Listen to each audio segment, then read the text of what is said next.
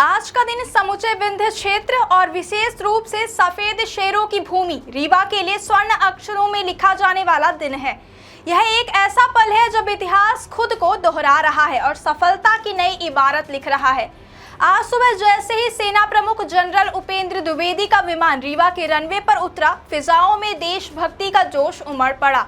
प्रशासनिक अधिकारियों और सैन्य अधिकारियों ने पुष्पगुच्छ भेंट कर उनका आत्मीय अभिनंदन किया।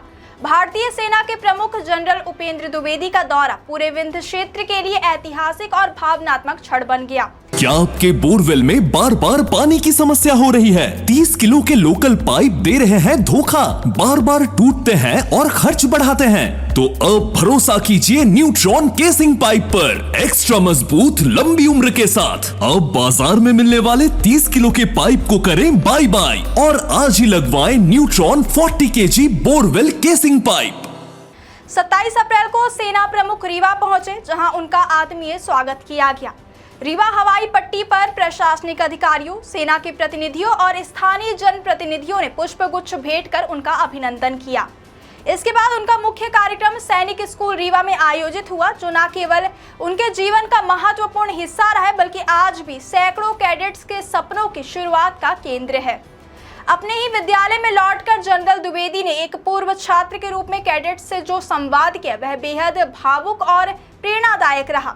स्कूल प्रबंधन के मुताबिक यह दौरा खास तौर पर युवाओं को भारतीय सशस्त्र बलों में करियर बनाने के लिए प्रेरित करने और उन्हें सही दिशा दिखाने के उद्देश्य से आयोजित किया गया है। अपने संबोधन से सेना प्रमुख ने अनुशासन, समर्पण और देशभक्ति के महत्व पर जोर देते हुए कहा कि सैनिक स्कूल जैसे संस्थान केवल शिक्षा के केंद्र नहीं बल्कि राष्ट्र निर्माण की प्रयोगशाला है, जहां से देश के भविष्य के रक्षक तैयार होते हैं।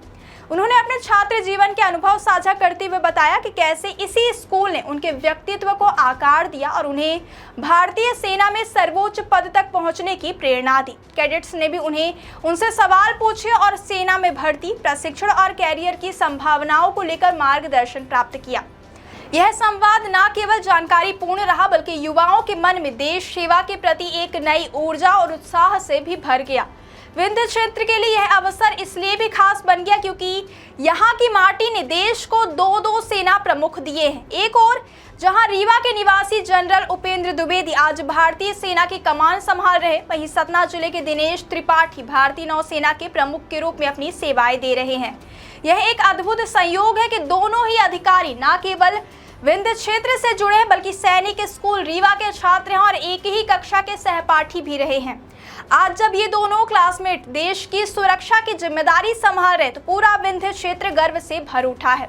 यह उपलब्धि न केवल व्यक्तिगत सफलता की कहानी बल्कि यह भी दर्शाती है कि छोटे शहरों और ग्रामीण पृष्ठभूमि से आने वाले युवा भी यदि सही दिशा और मेहनत करें तो देश के सर्वोच्च पदों तक पहुंच सकते हैं।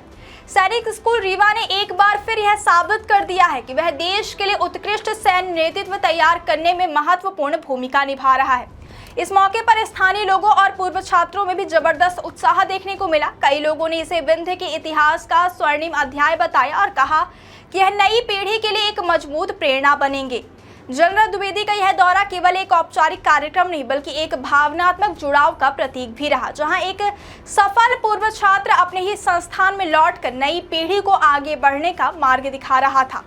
कुल मिलाकर रीवा में आज का दिन केवल एक दौरे का नहीं बल्कि प्रेरणा, गौरव और देशभक्ति की भावना से ओतप्रोत एक ऐतिहासिक पल के रूप में याद किया जाएगा।